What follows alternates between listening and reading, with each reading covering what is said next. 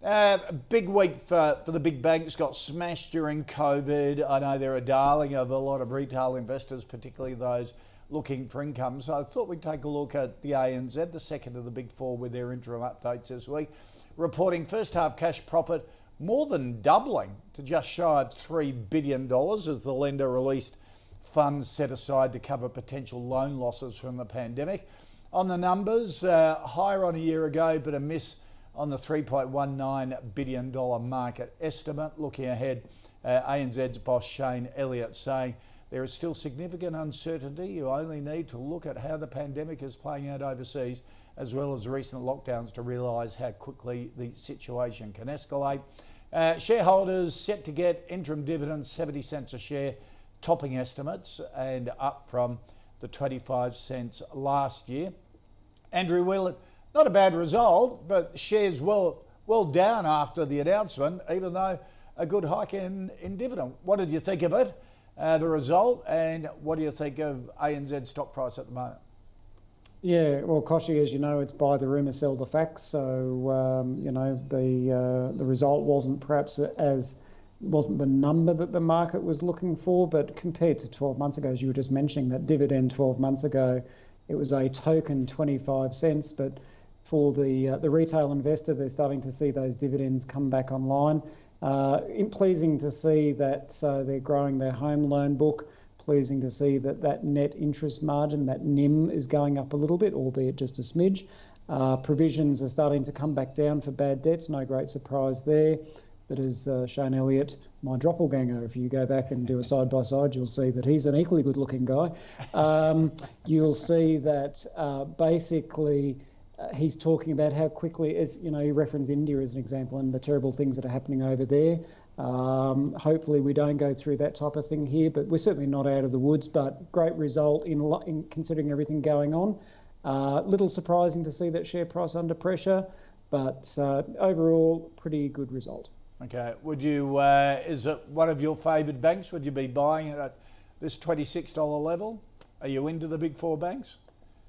Koshy, as you know, it's not the call if I don't reference an ETF, and I'd be sort of buying MVB, right, which, if you remember, basically buys that basket plus right, Macquarie plus Bendigo plus BOQ, and that takes all the guesswork out of as to who's the better bank. But certainly, things seem to have settled down for the banks. My preference would be MVB, but if you bought ANZ on its own, you're certainly not going to go broke in doing it.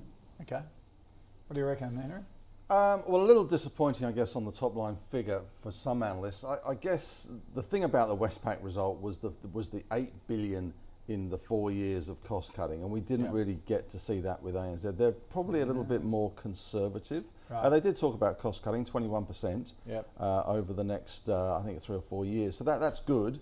But they were a little bit more conservative with the write-backs of some of those provisions. They still have a dirty, great big hollow log full of money waiting to come out if the bad times hit. And Shane Elliott is, I guess, he was the most conservative of the banking chiefs. First cab off the rank last year with that cut to dividend. Everybody else kind of fell into step behind him. So I think it was a more conservative result than Westpac, and they weren't really sort of fist pumping in the air, which I think Westpac was a bit more fist pumping.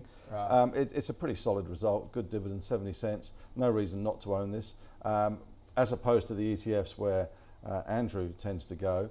I tend to say, well, buy the bank that you bank with, because at least that way you get your own back on the charges you're paying.